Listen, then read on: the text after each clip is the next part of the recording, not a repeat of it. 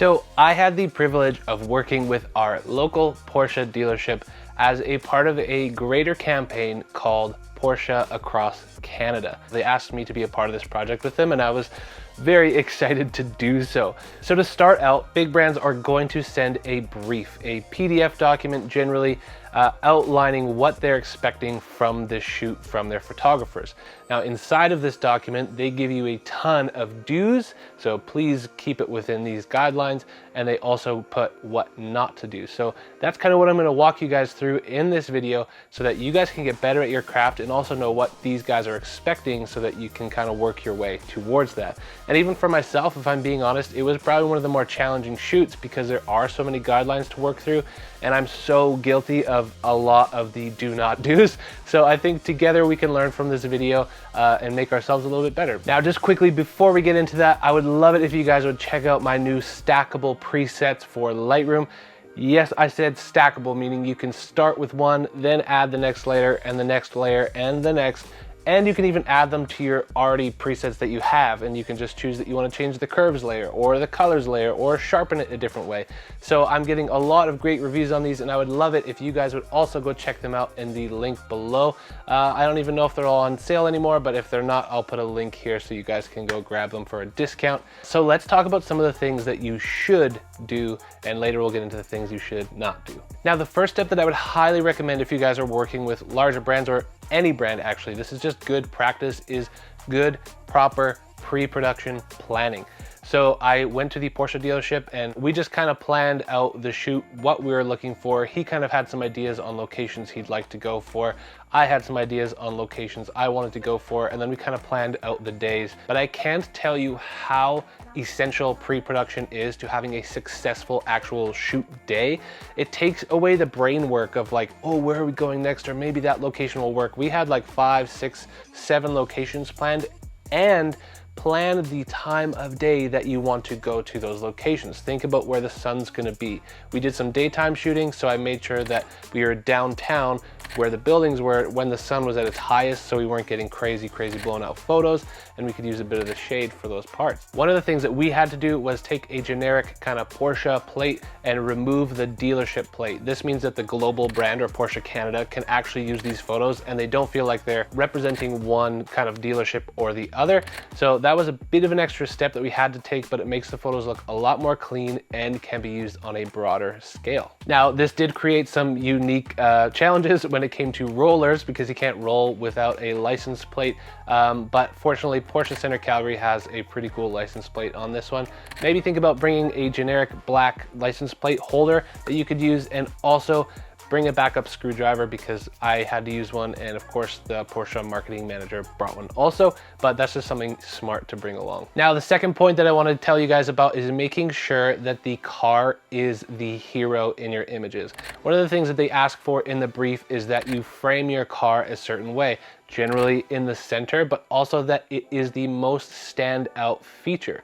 So for example, when we're picking our locations, they did want it to be local. So for example, I'm in Calgary, we have the Calgary Tower or the Bow Tower. You want the car always to be the focus with, let's say, those landmarks in the background, not detracting from the hero. Because at the end of the day, the dealerships want to sell that car, not the location. Now, I can't speak for the other brands, but I do know that Porsche wants their car to be the only thing in frame. And what I mean by that is there's not a ton of Corollas rolling around in the background. So either be intentional when you're driving on the road to get those cars gone, or make sure you're able to Photoshop the cars out in post. The next thing they were looking for, and I think it's pretty obvious, is diversity in the shots. So for exterior shots, we needed to make sure we had rear quarter panels, side profiles, front shots, detail shots. They really wanted it all. And at the end of the day, for this portfolio, they really only wanted 20 delivered photos.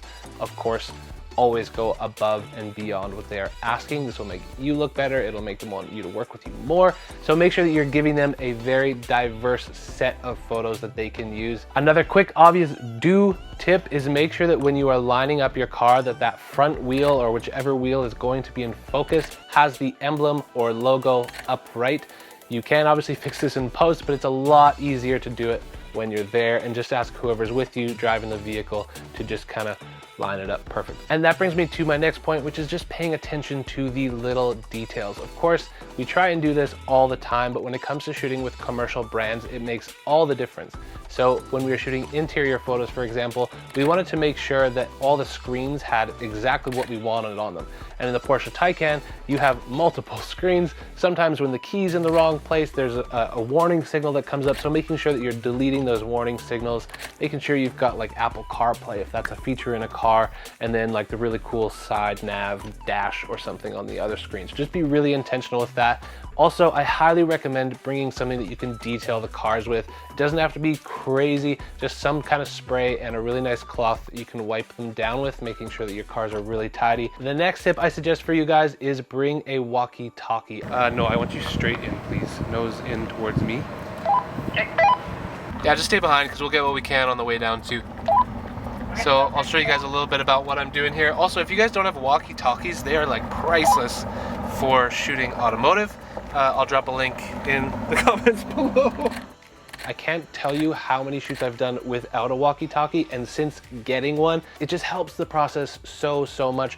So I'll link some cheap ones down below. The ones I got aren't crazy. It just helps so much with communication between the driver and you, the photographer. All right, so I think that's a lot of really helpful do these things tips. Now let's get into the do not do tips, and I want to assure you that I am so guilty of so many of these things. So it was really helpful to get this contract and be able to learn what they do not want. And that's why I want to share this video with you. Now, one of the first do not rules you would think is common sense and really obvious, but it makes really great photos when you don't follow this rule. So it's really unfortunate. But the rule is do not place the car illegally. So what this means is if you are parked in the center of the road and there's a very clear lane divider, that's kind of like a no-go because that's against the rules of the road, so to speak. If you're parking in a parking lot, you can't just park across multiple lines. And this makes it really hard to shoot in a parking lot. You guys will see in one of my upcoming videos that it kind of hampered my nighttime shooting. So make sure to subscribe because there's more videos like this coming in the future. Other illegal things is making sure that the car, when you're doing rollers, is on the right side of the road. Not like the right side, but the correct side of the road. I'm again super guilty of taking rollers while I have the car pass on the wrong side of the lane, but I think commercial brands can't actually use that content because that's not the correct lane. The bottom line here is if the car is seen doing anything illegal or against the rules of the road, so to speak, then unfortunately I don't think the brand would be able to use that photo because it's encouraging something that's against the law. The next do not is try not to park in front of art, graffiti, or other crazy brands. And the reason for this is, again, you want the focus to be on the vehicle itself.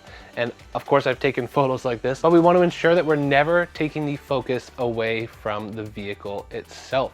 So you don't want to be shooting something and then have a McDonald's sign because Porsche is not trying to market McDonald's, they're trying to market their car.